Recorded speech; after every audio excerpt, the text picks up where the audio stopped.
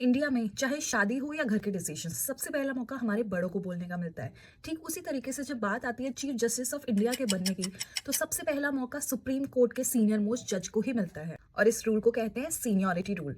और हाँ, ये रूल कहीं किसी किताब में नहीं लिखा हुआ बल्कि एक अनरिटन कॉन्स्टिट्यूशनल कन्वेंशन है जो कि सालों से फॉलो होती आ रही है। और हमारे सुप्रीम कोर्ट ने इस अनसेड रूल को एक वैलिड रूल बताया है अपने मल्टीपल जजमेंट्स के थ्रू।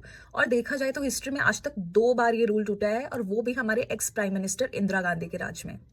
ऐसा पहली बार हुआ 1973 में, जब हमारे कॉन्स्टिट्यूशन का सबसे इंपॉर्टेंट केस सुनने के लिए सुप्रीम कोर्ट के आज तक की सबसे बड़ी बेंच बैठी, वो भी 13 जजेस बेंच।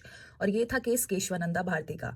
अब क्योंकि सबसे 3 सीनियर मोस्ट जजेस ने अपने कॉन्स्टिट्यूशन को चुनते हुए यहाँ पे सरकार के अगेंस्ट डिसीजन लिया, तो उन तीनों को ही चीफ जस्टिस ऑफ इंडिया बनने का मौका नहीं दिया गया और उनसे कम जूनियर जस्टिस एएन रे को सीजीआई बना दिया गया। और इस इंसिडेंट के ठीक 4 साल बाद दूसरी बार ये प्रिंसिपल टूटा 1977 में, जब इमरजेंसी का टाइम था, प्राइम मिनिस्टर थी हमारी इंदिरा गांधी और केस चल रहा था एडीएम जबलपुर का। और इस केस को सुनने वाले जजेस में से एक जज थे जस्टिस एचआर खन्ना, जो कि सुप्रीम कोर्ट के सीनियर मोस्ट जज थे। और इस केस में क्योंकि वो इकलौते ऐसे जज थे जिन्होंने सरकार के अगेंस्ट अपना डिसेंटिंग ओपिनियन दिया, तो सीनियर मोस्ट जज होने के बावजूद भी उनसे सीजीआई की कुर्सी छीन ली गई।